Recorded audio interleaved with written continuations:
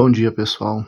Gostaria de fazer um pequeno vídeo apresentando para vocês a minha biblioteca pessoal e fazer alguns comentários, principalmente para essas novas gerações que realmente carece de muito conhecimento, carece de executar individualmente a sua própria busca pelo conhecimento, tanto conhecimento das Escrituras, que é o conhecimento da Bíblia, o conhecimento de Deus, que não é somente um conhecimento teórico da escrita, mas também é um conhecimento em experiências, um crescimento em experiências com Deus.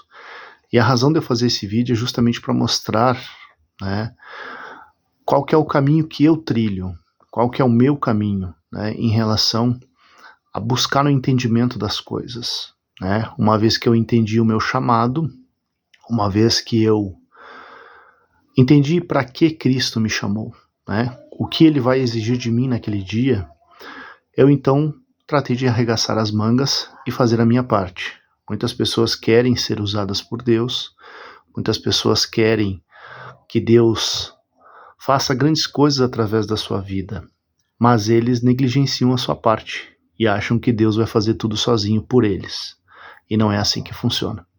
Então, para não ficar muito extenso, deixa eu apresentar para vocês aqui a minha biblioteca. Hoje foi dia de fazer uma limpeza, uma reorganização dos meus livros, então aproveitei para fazer esse vídeo aí, já que nós vamos fazer o nosso primeiro encontro de jovens neste sábado, então já vamos ter uma prévia do que nós vamos falar. Então deixa eu mostrar para vocês primeiro meus livros teológicos, aqui em cima, pessoal, se vocês perceberem, tem 4 personagens aqui, 4 quadros, tá?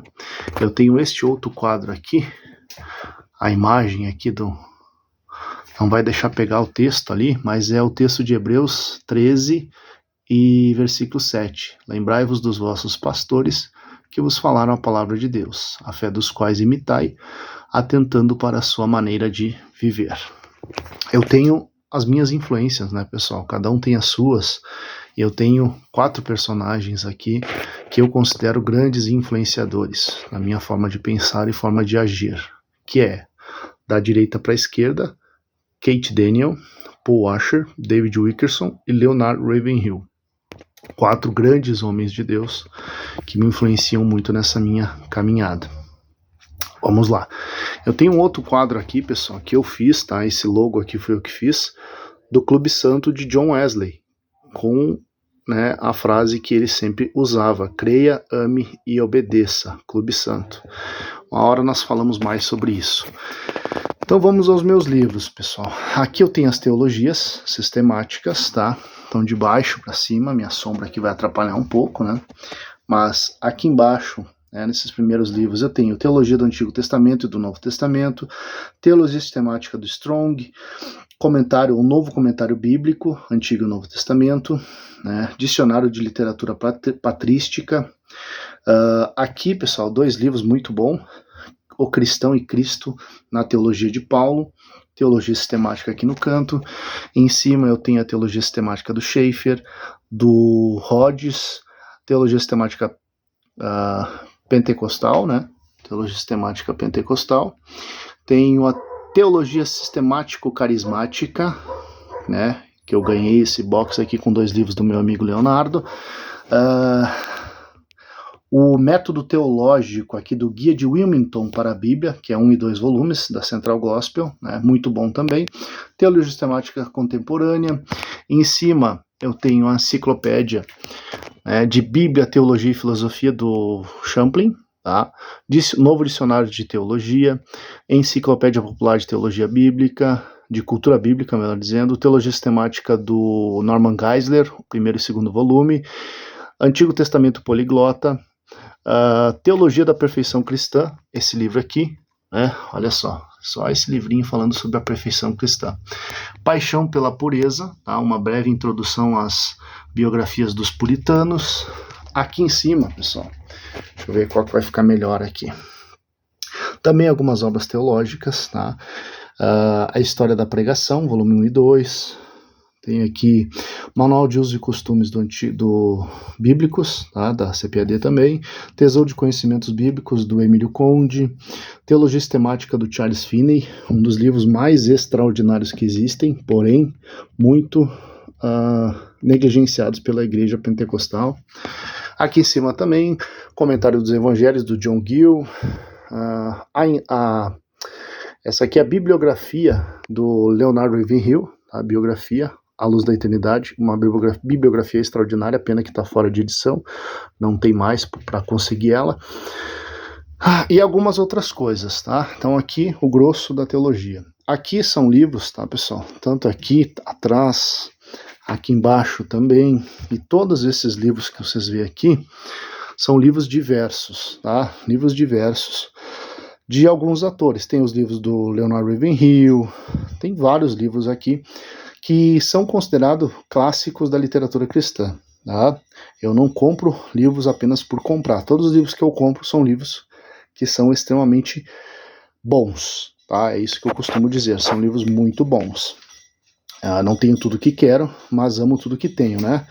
E então são somente livros de referência, livros de John Bunyan, por exemplo, tá? Livros que realmente vale a pena você comprar. Mortimer Adler costumava dizer que para cada 10 mil livros, um apenas merece ser lido. Então eu costumo garimpar muito bem os livros que eu compro. Geralmente são livros clássicos, poucos livros mais modernos e tal. Não que não tenha livros bons, mas os livros clássicos são clássicos. Aqui em cima é quando você quer estudar o contexto histórico e cultural da época de Cristo e do povo de Israel. Então eu tenho a Enciclopédia da Vida de Jesus, tá? A História de Israel, de John Bright, um livro acadêmico. Jerusalém no Tempo de Jesus, de Joaquim Jeremias, também um livro acadêmico. Jesus, Aproximação Histórica, também é um livro muito bom para falar de alguns detalhes do contexto histórico de Jesus, tá? Da figura de Cristo dentro da história. E essa coleção, que faz pouco tempo que eu recebi, que é considerada uma das obras de referência mais bem conceituadas, tá? Sobre o assunto, que é a História do Povo Judeus no Tempo de Jesus, de Emil Schurer, né? Que são 4 volumes. Então aqui você tem subsídio mais do que suficiente para entender o contexto histórico, social e cultural, né, de Cristo ali, da sua época, tá? Aqui eu tenho as minhas bíblias. Então essa parte de cima são as minhas bíblias de estudo. Tem algumas aqui, tá? A última vez que eu contei eu tinha 19, não sei se estão todas aqui.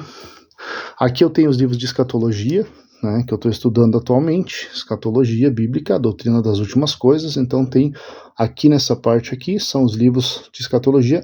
Como eu disse, né, se você for comprar livros de escatologia, tem centenas de livros aí no mercado, porém, eu tenho os melhores, eu costumo comprar os melhores, que são mais citados como referência, né? Então eu tenho aqui a Enciclopédia Popular de Teologia Bíblica, Guia Profético para o Fim dos Tempos, o Comentário de Apocalipse do Wim-Malgo, né, da Chamada da Meia-Noite, o Manual de Escatologia da Chamada da Meia-Noite, aqui outros livros da Chamada também. Eu tenho esse livro aqui que é extraordinário para quem quer, né, ler, sobre escatologia, o final dos tempos, glorioso retorno, Tim LaHaye e Thomas Ice. Também é um livro muito bom, estilo revista, assim, que tem várias ilustrações, né, que trata toda a questão da escatologia na visão pré-tribulacionista, a qual eu defendo, né, e creio, né, na visão pré-tribulacionista. Aqui eu tenho a História da Literatura Ocidental de Otto Maria Carpo, que são 10 livros, edição Pocket, extraordinário, muito bom. Aqui eu tenho os livros de poesia. Gosto muito de poesia, não tenho tudo que eu gostaria de ter de poesia, né, porque aí é muita coisa para você adquirir, mas aqui eu tenho livros muito bons, né, toda a poesia, né, poesia completa da Cecília Meirelles, que é muito bom. Aqui eu tenho Carlos Drummond de Andrade, aqui eu tenho Paulo Leminski e aqui eu tenho Fernando Pessoa, né, alguma coisa. Então não tem muito, mas aqui tem muito conteúdo, né. Aqui embaixo, pessoal, ficam os meus livros de conhecimento geral, né, de questão de guerra cultural, de filosofia, livros de pedagogia, né, da editora Quirion, né, que falam sobre como estudar, como ler, como preparar o espírito, como desenvolver, né, a vida intelectual. São esses livros que tem aqui. Então, a arte de ensinar, a arte de pensar, o trabalho intelectual, a vida intelectual.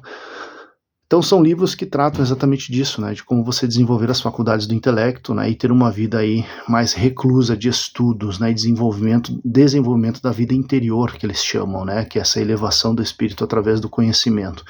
Aqui livros também muito bons, né, alguns mais, né, por exemplo, Gustavo Corsão, que é muito bom, John Carroll, aqui, Ego e Alma, o Ocidente Moderno em Busca de Sentido. Então, esses livros aqui, eles tratam mais de guerra cultural, né, esses livros aí mais modernos, de política e coisas assim. Aqui embaixo também, né, eu tenho uma seleção muito boa de livros, tá, principalmente até aqui, né, que são os meus livros do Olavo de Carvalho, né, que não dá para faltar numa biblioteca, né, principalmente o mínimo, né, que você precisa saber para não ser um idiota, que é extraordinário, né, uma coletânea de pensamento do professor já falecido, de saudosa memória, Olavo de Carvalho. Muita gente odeia, mas não tem como ignorar. O homem realmente deixou uma marca muito grande intelectualmente falando no Brasil. Então, pessoal, essa é uma apresentação breve da minha biblioteca, né, para vocês verem o que eu costumo ler, né, o que eu estou lendo e o que eu trabalho, tá? Extremamente importante, tá? Você começar. Eu sei que uma biblioteca dessa é um tanto quanto intimidadora, principalmente para quem está começando, fica pensando assim, pô, mas eu comprar todos esses livros, como é que eu vou fazer, quanto dinheiro eu vou gastar? Bom, é aquela questão, esses livros não foram comprados da noite por dia, né? Fazem alguns anos, né? Mais de 10 anos, bem mais de 10 anos que eu estou comprando esses livros, né? Estou me organizando e vou adquirindo aos poucos. Então é aquele negócio, a caminhada é de cada um, né?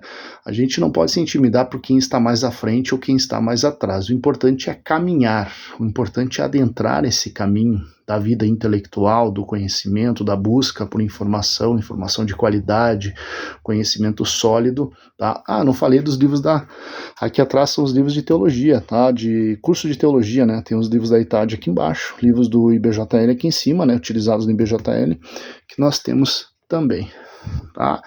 Então é aquele negócio, né? Eu costumo dizer que se você precisa de uma indicação de leitura, se você quer entender, né, está preocupado, quer estudar um assunto específico, pode ser que eu não tenha o livro aqui, mas eu posso te dizer qual que é o melhor livro sobre o assunto, porque eu pesquiso muito isso, né? Eu não tenho todos os que eu quero, né? Então tem muitos livros que estão na minha lista de espera, né, que eu ainda vou adquirir, se Deus quiser, mas o que eu tenho já é mais do que suficiente, tá bom?